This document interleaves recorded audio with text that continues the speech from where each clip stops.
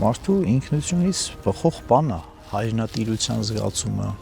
հայրենիքի ընկալումը։ Իմ մանկության տանը, որտեղ մեծացել եմ, մի հատ խնձորենի կար, ասես ոլորված խնձորենի կար։ Ես այդ խնձորը հիշում եմ։ Շուրջս այդ խնձորից կերած մարդկանցից շատ եզակի մարդիկ են մնաց։ Հիմա երևի այդ ծառն էլ չկա։ Բայց այդ խնձորի մի հատ ծառը իմ համար հայրենիքացել է։ Իմ հայրենիքի մեջ մի հատ փոքրիկ բաղկացուցիչ է։ Չեմ էլ հիշում լավն է, վատն էր այդ խնձորը, կապ չունի, իմ մոտ էմոցիաներ է առաջացնում։ Իմ մոտ ապրումներ է առաջացնում։ Ես կարող եմ ասել, որ դա ընդամենը ծառ չէ, ինչ է այդ խնձորը, փառք Աստծո։ Կարամ հիմա ամենալավ խնձորը առնեմ ուտեմ։ Երբ որ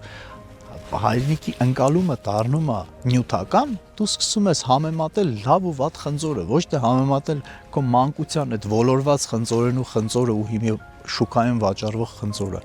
Կորում է ամեն ինչ։ Իսկ նյութից պետք է դեպի հոգևոր գանք։ Մենք ունենք ճանապարհ մեր ինքնությունը գտնելու։ Եթե այդ ճանապարհով կգտնենք մեր ինքնությունը, նաև այդ ապրումները կունենանք մեր հայրենիքի առանձին դրվագների նկատմամբ։ Ունեցանք այդ ապրումները, ուզենք թե չուզենք ցանկությունն ենք ունենալու այդ բեռը մեր վրա վերցնելու։ Վերցրեցինք այդ բեռը մեր վրա, ու նաև կվերադարձնենք կունենանք այդ հայրենիքը։